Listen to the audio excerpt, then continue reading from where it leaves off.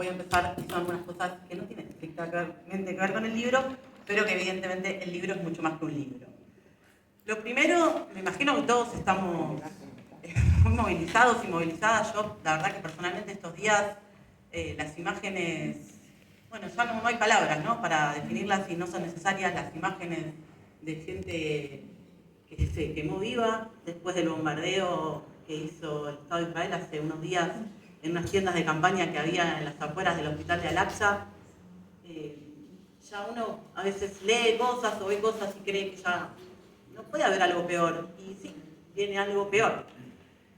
Con lo cual, las palabras recién del encargado de negocios de acá de Palestina, Argentina, ¿no?, esto cuando dijo no estamos solos, pero... Y lo entiendo, la verdad es que no se puede creer a veces lo que está pasando y cómo sigue pasando, ¿no? Y cómo por momentos, me imagino que a todos y a todas los que estamos acá, tenemos momentos de frustración, momentos en los cuales sentimos que deberíamos estar haciendo más, ¿qué más podemos hacer? Creo que todos, todo lo que podamos hacer, todo lo que sea hablar de Palestina, seguir hablando de Palestina, compartir información, hablar con la gente que conocemos, porque el bloqueo mediático que sufrimos en este país creo que es mayor que en otros países. Así que, bueno, eso en primer lugar, creo que tenemos que tratar de ir más allá de la desazón que en algunos momentos nos puede tomar, y sentir que todo lo que hagamos por Palestina es importante y suma.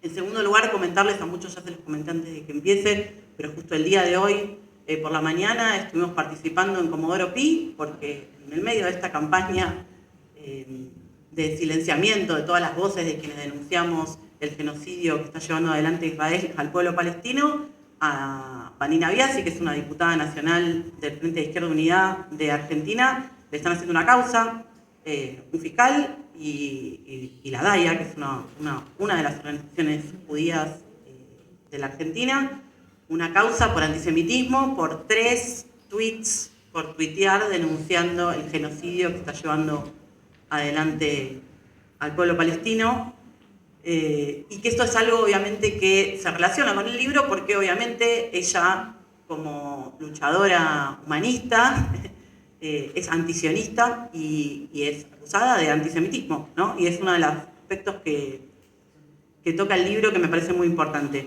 Por último, y ya les hablo del libro, nosotros somos Judías por Palestina. Y bueno, muchas veces charlamos y reflexionamos, ¿no?, también sobre nuestro nombre. ¿Por qué somos Judíos por Palestina? Bueno, justamente porque la propia existencia del Estado de Israel, desde su origen y obviamente en la actualidad, está basada en la opresión y, en definitiva, el deseo de desaparición y destrucción del pueblo palestino, lo cual hace que, de alguna manera, nosotros queremos quebrar ese relato de que eso se hace en nombre del judaísmo y de que eso se hace en nombre de todos los judíos y las judías del mundo. Obviamente también esto está relacionado con el libro.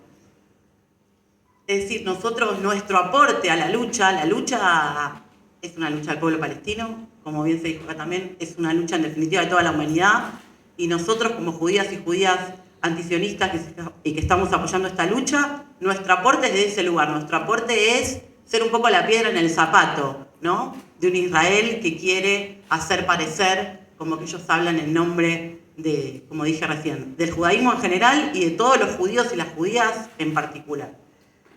Bueno, vamos al libro. Ahora sí, quería decir estas cosas porque, bueno, de nuevo, no es una presentación del libro más, no es un evento académico, no creo que nadie haya venido acá pensando que venía meramente un evento académico. Muchas de las cosas ya las dijo Jacob también en la presentación, pero a mí el aspecto que yo quería tocar sobre el libro, obviamente, es esta cuestión del sionismo, ¿no? ¿Y qué es el sionismo? Él lo marca como una ruptura de una tradición judía de, bueno, cientos y cientos de años, de judíos y judías en la diáspora, principalmente en Europa del Este, ¿no?, donde se concentraba un gran número de judíos y judías, por supuesto también había en Medio Oriente, pero, es decir, esta ruptura porque en siglos y siglos de historia judía, el objetivo principal nunca había sido de tener un Estado-nación, ¿no?, esta idea además bastante moderna de Estado-nación. En ese sentido, el sionismo representa una ruptura Pero me gustó mucho porque es algo que también nosotros muchas veces decimos, ¿no? Esta idea de, en un principio, cuando surge el sionismo, a principios del siglo XIX, no es la corriente mayoritaria dentro del judaísmo, que hoy podemos decir creo que sí lo es, lamentablemente, o bastante mayoritaria, pero en sus inicios no es mayoritaria ni mucho menos, porque el sionismo carga con esta idea de que las personas no son del país en el que nacieron. O sea, vos sos judío, judía, naciste en Polonia, entonces dicen, no, vos no tenés que ser polaco, vos tenés que ser de otro país, ¿no? Israel, que incluso, como muchos saben acá, no siempre el plan fue que se establezca en Palestina, pero entonces, esta idea se toca un poco con el antisemitismo, vos no sos de acá, ¿no? En definitiva, el antisemitismo es eso, es una especie, un tipo de racismo que dice, vos sos de otra raza, ¿no? Obviamente yo no comparto el término raza, pero sí era el que se usaba en ese momento. Entonces se toca con el antisemitismo, vos no sos de este país, vos te tenés que ir a otro lado, ¿no? Y los judíos y las judías perseguidas decían, no, yo puedo ser judío, pero yo soy de acá, esta es mi tierra, quiero participar, quiero ser parte de esta comunidad, integrarse más, menos de determinadas maneras, pero sí una integración a los países en los que esas personas habían nacido. Entonces, esa idea de ruptura me parece importante, y es importante también que se sepa porque, bueno, mucha gente no lo sabe esto. Mucha gente, yo por ejemplo soy profesora de historia en escuelas secundarias y me encuentro con que muchas veces mis alumnos, bueno, escuchan Israel y piensan que es un país como cualquier otro, entre comillas, ¿no? Entonces yo empiezo diciendo, bueno, nosotros, Argentina, que somos un país relativamente nuevo, tenemos 200 años, y de repente cuando digo que Israel tiene 80, se quedan como, es una sorpresa, ¿no? Entonces, esa idea de la ruptura del sionismo con la tradición judía me parece importante y sí marcar estos puntos que se toca con el antisemitismo. Obviamente, bueno, otra cosa que está en el libro y que me parece que atraviesa el libro y que es muy importante, que es entender al sionismo y la conformación del Estado de Israel como parte de la política colonial europea, como un último manotazo, por así decirlo, de esa política colonial. Incluso si uno va a los nombres de las organizaciones y las organizaciones sobre todo que juntaban fondos para el establecimiento de Israel en tierras palestinas, aparece la palabra colonia y colonización normalmente, digamos. Hoy muchas veces todo eso se quiere ocultar y que también se quiere ocultar para afuera, ¿no? Porque muchas veces el discurso hacia adentro de Israel es uno, quizá Héctor puede ampliar con eso, y hacia afuera es otro, ¿sí? Hoy no se tratan de decir, bueno, ellos no son una colonia, que no son una colonización, pero en los inicios del sionismo, incluso cuando fue el establecimiento del Estado de Israel, aparecía mucho más claro la intención colonial que había, la intención de expulsar o correr a la población nativa árabe palestina. Otro aspecto que me parece también interesante todo, siempre en cuanto a esto del sionismo, ¿no? Sobre todo por esto de sionismo no es antisemitismo, que me parece una de las cuestiones más importantes con las que nos tenemos que quedar, tiene que ver con este juego, ¿no? Que hace muchas veces Israel, donde ellos se apoderan de una terminología religiosa para hacer un Estado que es secular, pero justificado en cuestiones religiosas.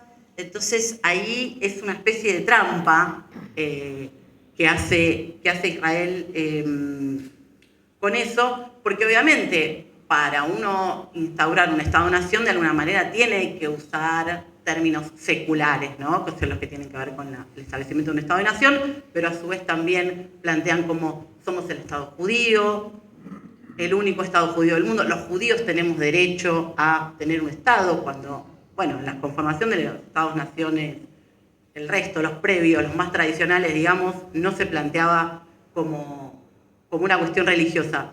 Después me pareció algo, yo no lo había pensado así, me pareció interesante en el libro, plantea como un, entre comillas, mérito, ¿no? Del sionismo en cuanto a la creación del Estado de Israel, esto que se inventa un pueblo a partir de grupos de personas dispares, esparcidos por diferentes partes del mundo, o incluso, por ejemplo, al principio del libro comenta que en Palestina, antes de la conformación del Estado de Israel, incluso había quizás hasta más diferencias entre judíos askenazíes y judíos sefaradíes que interponer judíos, sefaradíes y árabes, y cómo a partir de todo esto, de una cosa de gente que estaba en la diáspora, que se había integrado a diferentes países, o no tanto, es decir, en algunos lugares eran más perseguidos, en otros menos, en algunos lugares en algunos momentos hubo mayor persecución y en otros en otra,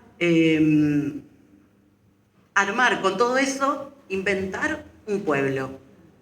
¿En base a qué? En base a la práctica o no, o la práctica presente o la práctica pasada de una religión. Porque como dije antes, también está el juego con lo secular, ¿no? Todo el tiempo, cuando conviene, usa más lo secular Israel, y cuando conviene, usa más lo religioso, todo en términos de justificar la colonización de Palestina.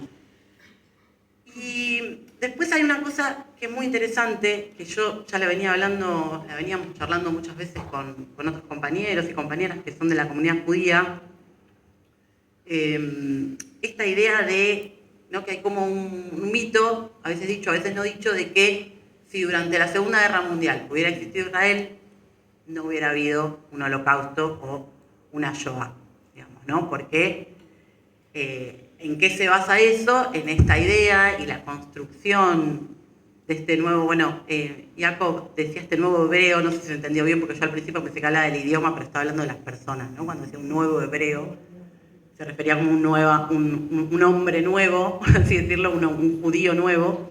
Entonces esta idea de antes éramos débiles, y nos persiguieron, y nos mataron, y nos acorralaron, ¿no? Y hay una idea casi hasta como fuimos a los campos de concentración como ovejas al matadero. Esa idea, que por cierto es falsa, ¿no? Que por cierto no tiene en cuenta la resistencia del pueblo judío a la persecución nazi, a la persecución previa, no tiene en cuenta el levantamiento del gueto de Varsovia, por ejemplo. No, pero esta idea de antes éramos débiles, entonces ahora tenemos que ser diferentes. Tenemos que ser fuertes, tenemos que ser nosotros los que tenemos las armas, ¿no? Una conclusión horrible, si uno lo piensa, porque cuando uno o una es víctima de una situación de persecución, uno pensaría que lo lógico sería que pudiera empatizar después con otras personas en esa situación de víctima, y por supuesto a nadie se le ocurriría que esas personas sean los victimarios y que los justifiquen de esa manera, que es lo que creo que igualmente existen muchas de esas personas. Habrán visto ustedes videos, sobre todo de personas de Estados Unidos, por ejemplo Gabor Maté, que es sobreviviente del Holocausto, o su hijo también, o se me fue el nombre ahora. Bueno, un intelectual judío que sus padres fueron Finkelstein, muchas gracias, Finkelstein, sobrevivientes del Holocausto, que justamente lo que plantean es eso. Nosotros como sobrevivientes del Holocausto, lo último que queremos es hacer algo similar, llevar adelante un genocidio contra otro pueblo. Pero bueno, entonces, volviendo a esto es muy interesante porque además creo que no se conoce mucho, ¿no? Esta idea de renegar del pasado. Esto de lo que habla Jacob, de lo que habla el autor, hay un rechazo de una tradición judía, porque no hay una sola, creo yo, en eso un poco diciendo,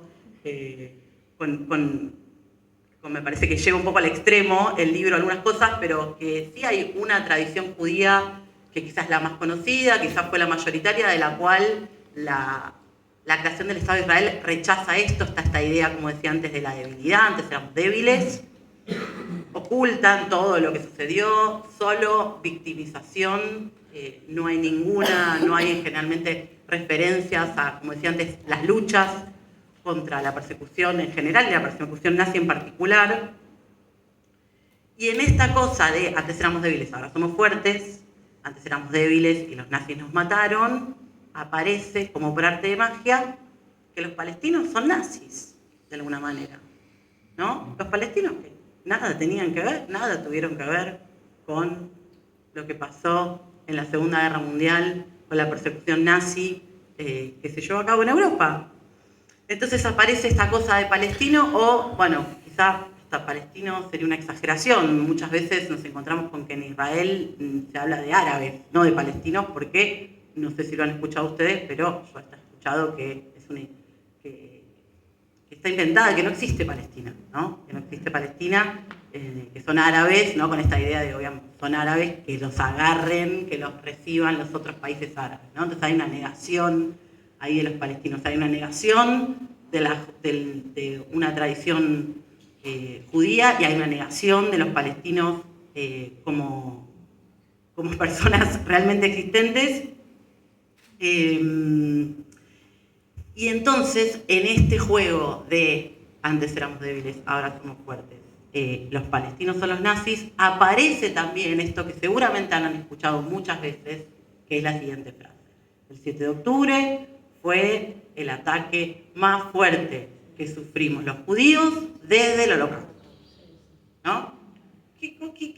¿A qué va esa comparación? ¿Es una comparación inocente? Para nada. Es una comparación que está poniendo en el mismo lugar a los nazis y a la resistencia palestina.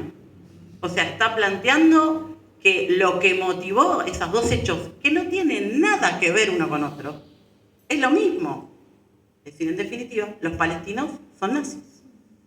Porque los nazis, ¿por qué mataban a los judíos?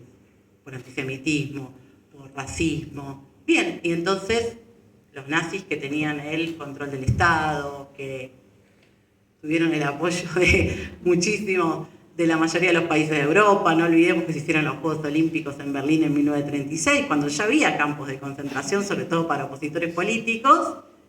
Entonces, esa frase, más allá que uno, por ahí seguramente a todos los que estamos acá, siempre nos causaba como un poco de escozor esa frase, pero entender, leerlo en el libro, realmente me hizo dar cuenta de esa que no solo es malintencionada, sino que realmente tiene una carga muy fuerte hacer esa comparación. Una cosa más, y le voy a dejar la palabra a Héctor.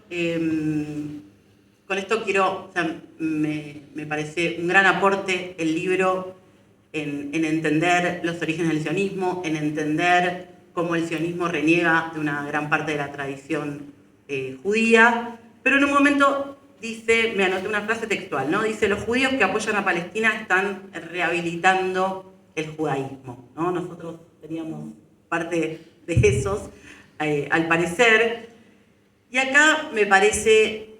Es decir, yo al principio arranqué explicando nosotros por qué éramos judíos por Palestina. Nosotros somos una piedra en el zapato para Israel y para su relato de que ellos hacen eso en nombre del judaísmo y en nombre de todos los judíos.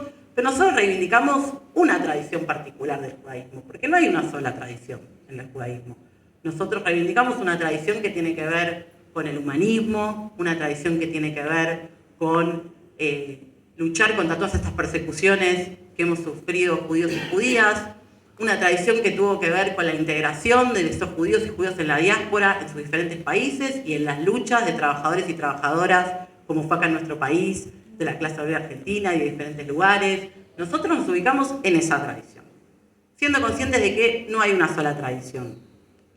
En ese punto, entonces, me parece que el libro, en pos de, entiendo yo, debatir con este relato de Israel, de que ellos son el judaísmo y de que hacen esto en nombre del judaísmo, se pasa un poco para el otro lado en el sentido siguiente, de que todas las religiones tienen generalmente en sus textos, que suelen ser antiguos, bueno, un amplio espectro que va desde ideas que uno puede tomarlas de forma libertaria, en el buen sentido de la palabra, en el sentido real de la libertad, ideas para la liberación y a veces ideas que pueden ser tomadas de forma más represiva y que está en cada uno de nosotros y nosotras, de la religión que cada uno y cada una profese, tomar determinada interpretación y sobre todo qué hace con esa interpretación. En definitiva, las acciones que hacemos son, me parece, más las que nos definen y las que definen qué tipo de religiosidad quieren tener las personas.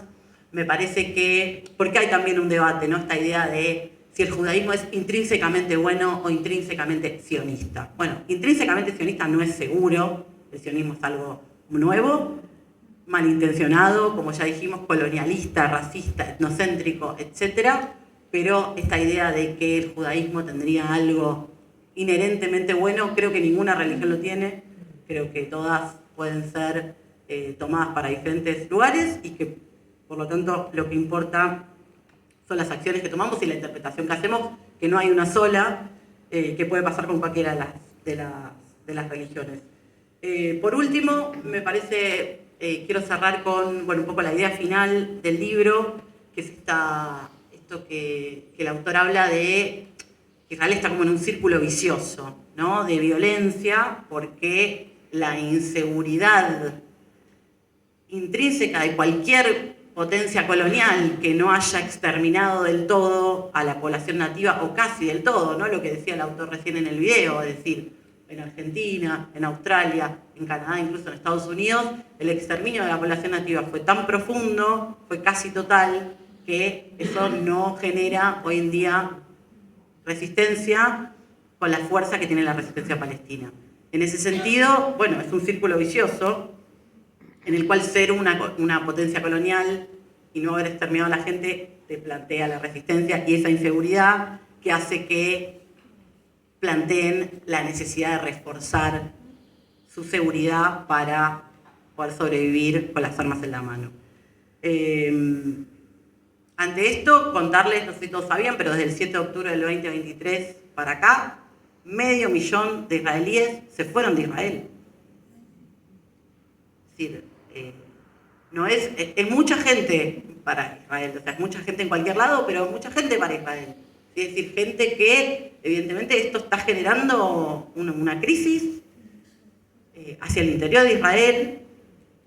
Y cerrar con esto que dice el autor, que habla de que la decadencia, en general la decadencia de cualquier potencia colonial, siempre tiene una gran carga de violencia, y en eso empalma un poco con un artículo que yo, cité varias veces, que me parece muy interesante y que también lo llamo a leer, de Ilan Pappé, que es un historiador israelí muy importante también antisionista, que nos habla de esto, ¿no? De que la sociedad israelí hoy, esta situación, es decir, no es gratis llevar adelante un genocidio.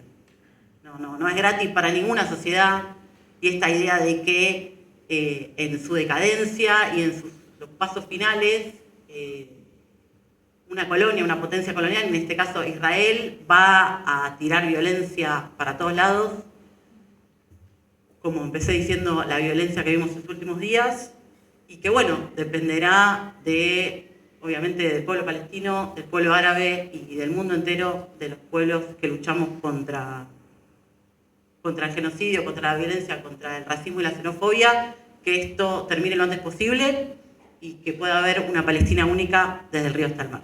Muchas gracias. Bravo.